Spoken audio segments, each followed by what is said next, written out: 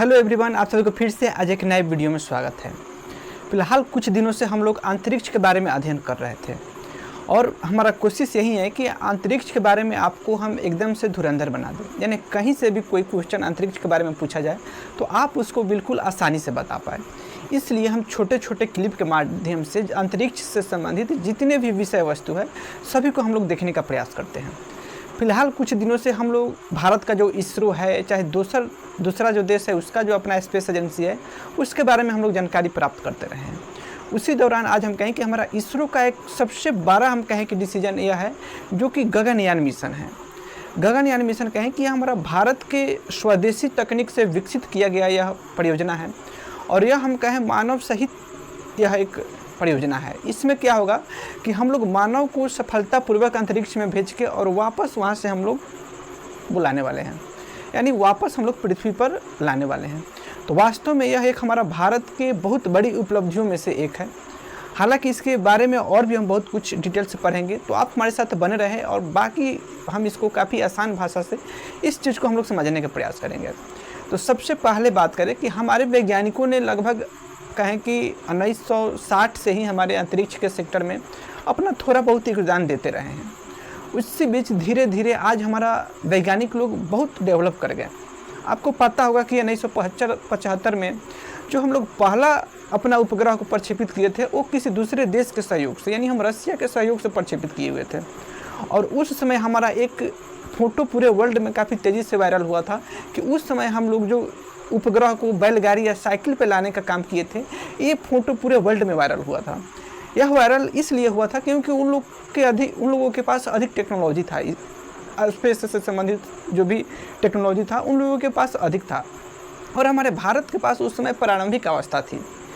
और जब ये तेज़ी से वायरल हुआ तो पूरे वर्ल्ड में एक ख़राब इमेज गया कि आखिर भाई एक ऐसा देश है जो साइकिल और बैलगाड़ी पे कोई भी सेटेलाइट को लाता है और कहता क्या है कि इसको हम अंतरिक्ष में भेजेंगे, तो वहाँ के किस तरह की व्यवस्था है, यानी थोड़ा मजाक टाइप का हो गया था।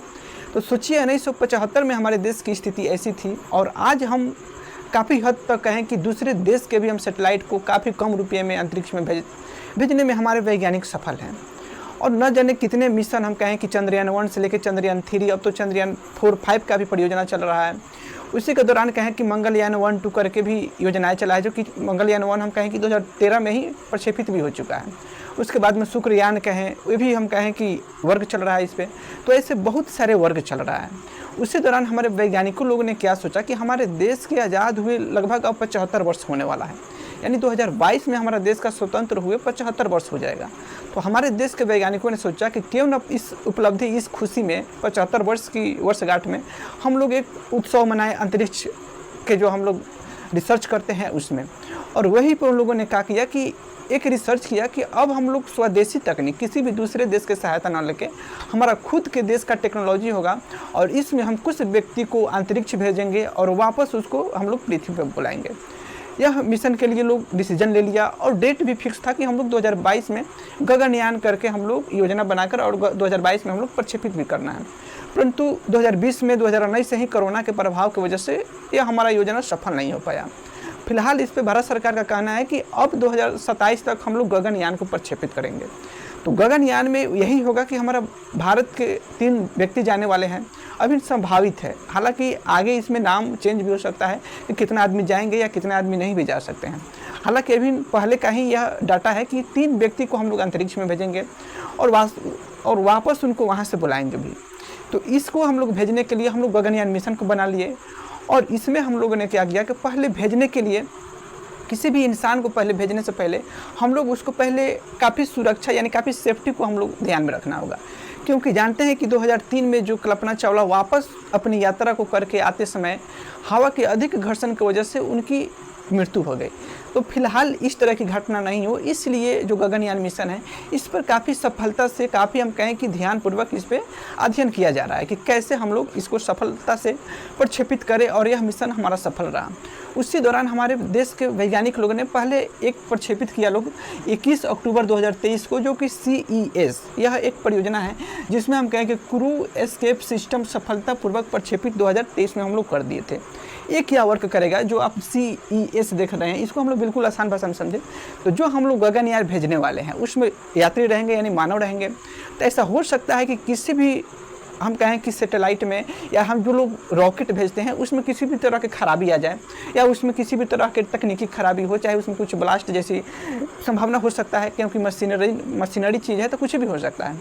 तो वैसी आपातकाल स्थिति में क्या होगा कि जो CES है ये जो रॉकेट है उससे काफ़ी दूर हट के, यानी रॉकेट से अलग हो जाएगा, जो भी उसमें व्यक्ति होंगे वो रॉकेट से अलग होकर और रॉकेट से काफ़ी दूर चल जाएगा। और दूर जाने के बाद क्या होगा कि उसमें पैराशूट लगा होगा और पैराशूट खुल जाएगा और पैराशूट खुलने से क्या होगा कि आसानी से लोग हमारे समुद्र में लैंड कर पाएंगे और बिना किसी नुकसान के किसी भी इंसान को कोई नुकसान नहीं होगा और फिर हम दोबारा इसका ट्राई कर सकते हैं। तो इस सुरक्षा को, इस सेफ्टी को भी ध्यान में रखे हैं हमारे वैज्ञानिक लोग और इसका प्रक्षेपण भी लोग कर चुके हैं लोग 21 अक्टूबर 2023 को भी, और यह सफल भी रहा। उसके बाद क्या हमारे वैज्ञानिक लोग सोचा कि सबसे पहले हम लोग एक रोबोटिक महिला यानी रोबोट के महिला को हम लोग भेजेंगे और वापस बुलाएंगे। ये मिशन सही रहेगा तो उसके बाद हम लोग इंसान को भेजेंगे। तो रोबोटिक महिला हम कहें कि इसको भी भेजने की तैयारी लगभग हो ही गया था 2024 में, परंतु किसी कारणवश रोबोटिक महिला को नहीं भेजा गया।